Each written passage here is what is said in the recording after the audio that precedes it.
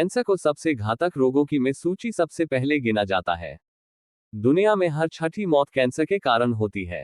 ये शरीर के किसी भी भाग में हो सकता है, जैसे ब्लड कैंसर, पेट, स्तन, फेफड़ों, गर्भाशय, लंग और प्रोस्टेट कैंसर आदि सहित और भी कई नए तरीके के कैंसर आजकल होने की संभावनाएं बढ़ गई हैं।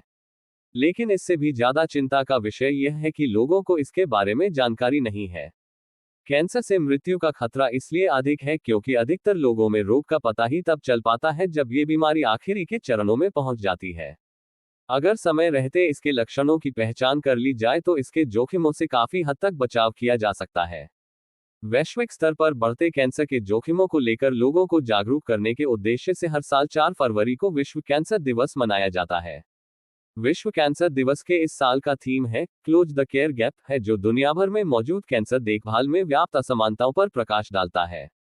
दुनिया में भर में कैंसर की बढ़ती समस्या को ध्यान में रखते हुए इंदौर के शेल्बी मल्टीस्पेशलिटी हॉस्पिटल के Shelby cancer and research institute द्वारा स्पेशल ओपीडी का आयोजन किया जाएगा। 2 फरवरी से 9 फरवरी तक चलने वाली इस ओपीडी में डिपार्टमेंट ऑफ ऑन्कोलॉजी के कैंसर विशेषज्ञ मौजूद रहेंगे, जो मरीजों को निःशुल्क परामर्श प्रदान करेंगे। इंदौर के शेल्बी मल्टीस्पेशलिटी हॉस्पिटल के Shelby cancer and research institute द्वारा स्पेशल ओपीडी का आयोजन किया जाएगा। इस ओपीडी में डिपार्टमेंट ऑफ ऑन्कोलॉजी के कैंसर विशेषज्ञ डॉक्टर एसपी श्रीवास्तव, डॉक्टर नयन गुप्ता, डॉक्टर संजोग जायसवाल, डॉक्टर निमेश दाहिमा, डॉक्टर स्वाति पाटीदार और डॉक्टर रिद्धिमा ओझा मौजूद रहेंगे, जो मरीजों को निःशुल्क परामर्श प्रदान करेंगे। शेल्बी हॉस्पिटल में कैंसर मरीजों के बेहतर स्वास्थ्य हेतु radiation oncology, medical oncology, chemotherapy और ऑन्को सर्जरी, कैंसर सर्जरी के विशेषज्ञ डॉक्टर्स की एक भरोसेमंद टीम मौजूद है। शेल्बी हॉस्पिटल्स के मुख्य प्रशासनिक अधिकारी डॉक्टर अनुरेश जैन एवं medical superintendent doctor Vivek Joshi ने बताया, भारत समेत पूरी दुनिया में कैंसर काफी तेजी से फैल रहा है। इसके लिए शेल्बी हॉस्पिटल ने कैंसर इलाज के लिए एक अलग से विंग बनाया है।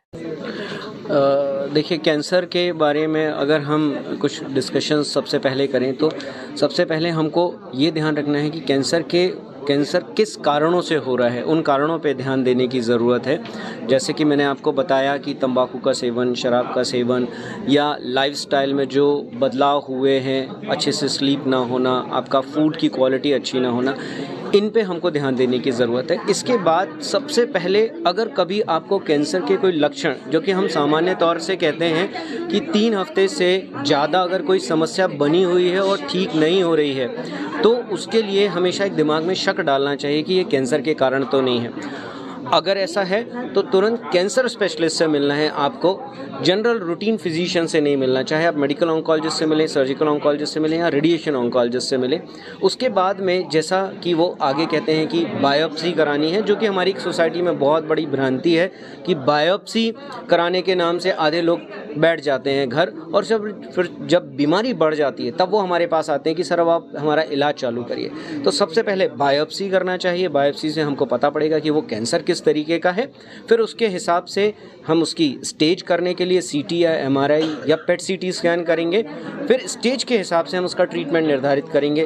वो कीमोथेरेपी हो सकता है, टारगेट थेरेपी हो सकता है, इम्यूनोथेरेपी हो सकता है, कैंसर सर्जरी हो सकता है, कैंसर के लिए रेडिएशन ट्रीटमेंट होता है, जिसकी कि अलग अलग टेक्निक्स यहाँ पे अवेलेबल हैं, 3D CRT, IMRT, VMAT। सो इस तरीके से एक मुझे लगता है कि हर एक व्यक्ति को कैंसर के बारे में संपूर्ण जानकारी इस तरीके से लेना चाहिए और हमेशा डॉक्टर से डिस्कस करना चाहिए, कोई भी समस्या हो उसको। तो पेशेंट में अभी पेशेंट में बोला कि विल पावर की बात करें, उससे ये विल पावर एक्चुअली डेवलप कैसे होता है? सबसे बड़ी चीज़ तो है कि अगर किसी को कैंसर तो आदमी लग रहा है। देखिए, विल पावर के लिए बात करें तो सबसे ज़रूरी है कि आप किस माहौल में हैं।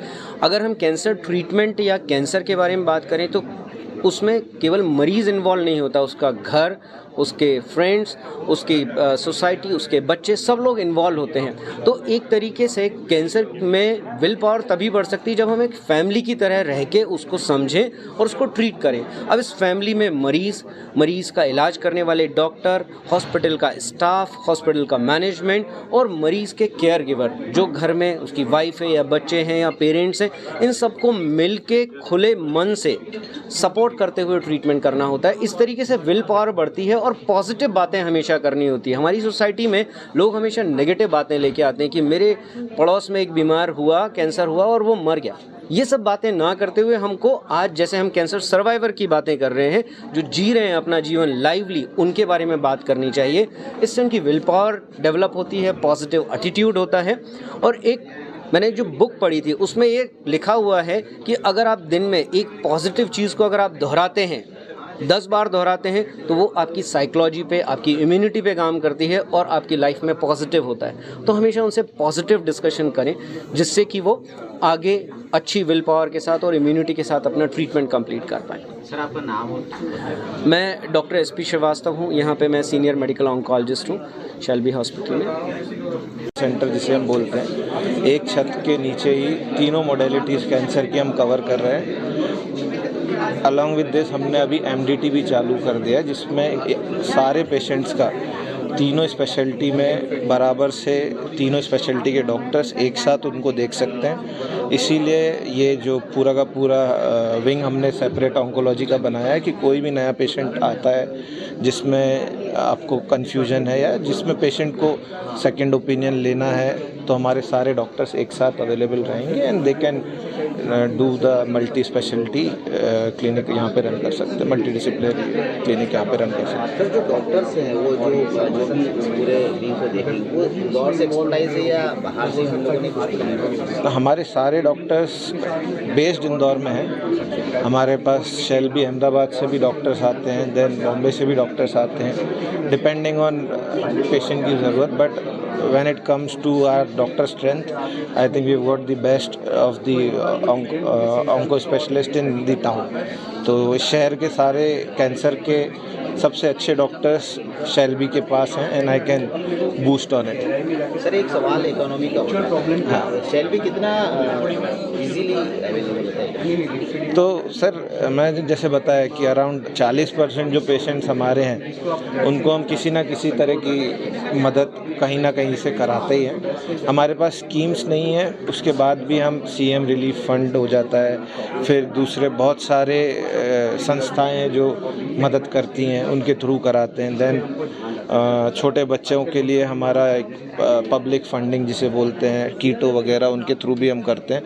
हमारा और हमारे चेयरमैन साहब का भी यही कहना है कि किसी भी पेशेंट का पैसों की वजह से या पैसों की कमी की वजह से इलाज में कोई कमी नहीं रहनी चाहिए। तो शेल्बी फाउंडेशन के थ्रू भी हम करते हैं जितना हमारी तरफ से हो सकता है। तो we don't let any patient go because of finances and other issues. Sir आपका नाम? डॉक्टर अनुरेश जैन, मैं शेल्बी हॉस्पिटल का चीफ एडमिनिस्ट्रेटिव ऑफिसर।